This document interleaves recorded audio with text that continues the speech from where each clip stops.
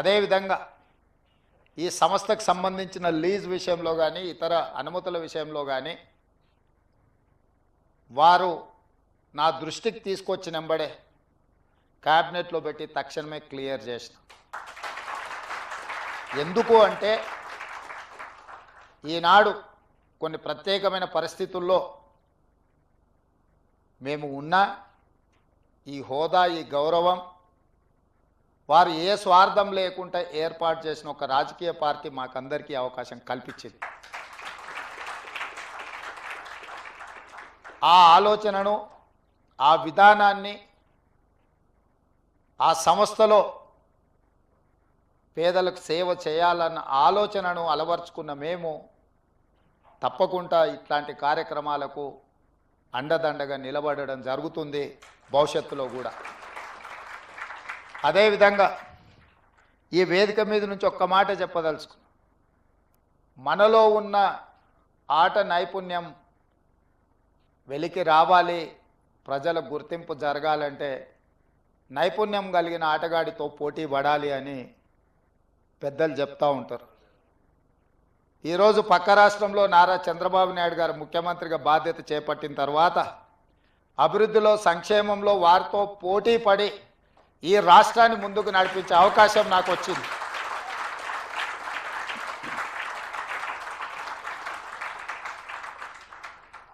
గతంలో 12 గంటలు పనిచేస్తే సరిపోతుంది, అంతకు మించి అవసరం లేదు అనుకునేవాడిని.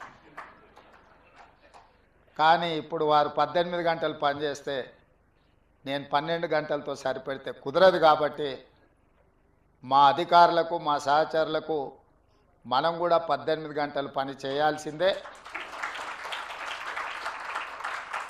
అభివృద్ధి విషయంలో, సంక్షేమం విషయంలో పోటీపడి ఈ 2 తెలుగు రాష్ట్రాలు ప్రపంచానికే ఒక రోల్ మోడల్గా నిలబడాలి అని నేను భావిస్తున్నాను. ఆ దిశగా మా ఆలోచన, మా విధానాలు, మా నిర్ణయం ఉంటుంది.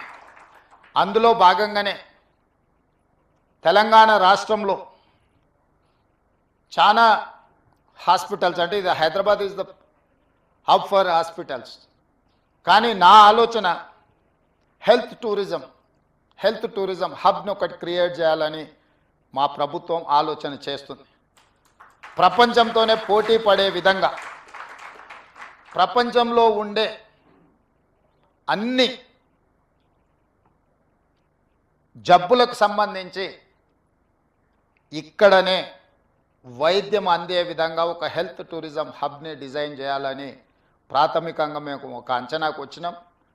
శంషాబాద్ ఇంటర్నేషనల్ ఎయిర్పోర్ట్ చుట్టుముట్టూత స్థలాన్ని సేకరించి ఒక 500 నుంచి 1000 ఎకరాలలో ప్రపంచంలో ఉండే రాణించిన ఈ రంగంలో పేరుగాంచిన సంస్థలను అన్నిటిని కూడా రప్పించి అక్కడ వాళ్ళకు అనుమతులు ఇచ్చి ప్రపంచ దేశాలలో నుంచి ఎవరైనా హైదరాబాద్కి వెళితే ఎలాంటి జబ్బుకైనా వైద్యం అందుతుంది అనే విధంగా తీర్చిదిద్దాలన్న ఆలోచన మా ప్రభుత్వం చేస్తున్నది.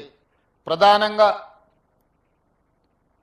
హెల్త్ ఆర్గనైజేషన్స్లో పనిచేసే డాక్టర్లే కానీ నిపుణులకు తెలుసు, ఈరోజు మన దేశంలో అత్యధికంగా మిడిల్ ఈస్ట్ కంట్రీస్ నుంచి చాలామంది పేషెంట్స్ ఇక్కడికి వచ్చి వైద్యం చేయించుకొని వెళ్తున్నారు.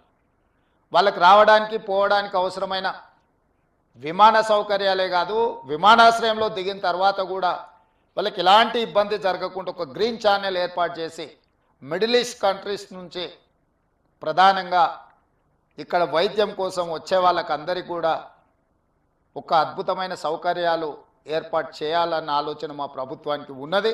తప్పకుండా ప్రణాళికతో ముందుకు వస్తాము.